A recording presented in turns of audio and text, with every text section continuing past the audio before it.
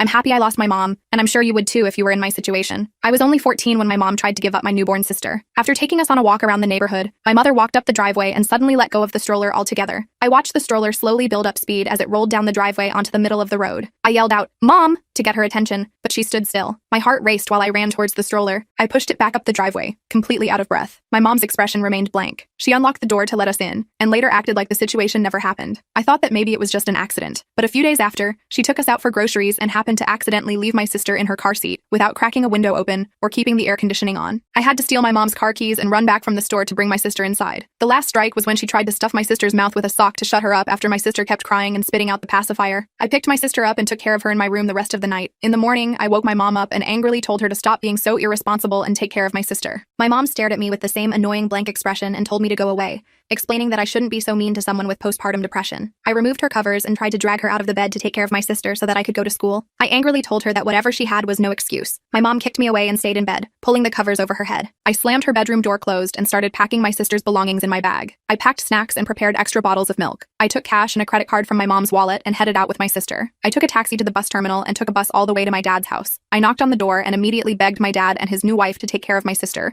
until I was old enough to take her back. They took us inside and cooked up a meal before asking me to explain everything that happened. Afterwards, I called my mom to let her know we were with my dad safely. My mom told me in a groggy voice that she didn't care and told me not to call her again. I sighed, unsurprised, and hung up. We spent the night at my dad's place, and before I left the next morning, my dad and his wife asked me to stay with them permanently too. I definitely wanted to, but said no, because I knew my mom needed someone to take care of her too. So I sadly left on my own after giving my sister a kiss on the head. I spent the next 2 years trying to get my mom to take her medications properly and feel better so that we could get my sister back ASAP. But in the end, my mom chose to give everything up and jump out of the apartment's balcony. My dad and stepmom picked me up and took me in. They took me to therapy and other places I had always wanted to go as a kid. They treated me with love even when it was hard to open up to them after living my entire life depending on myself. But still, they stuck by me and helped me open up. My sister also grew up happy and healthy, and I've never been more thankful having adults I could rely on in my life.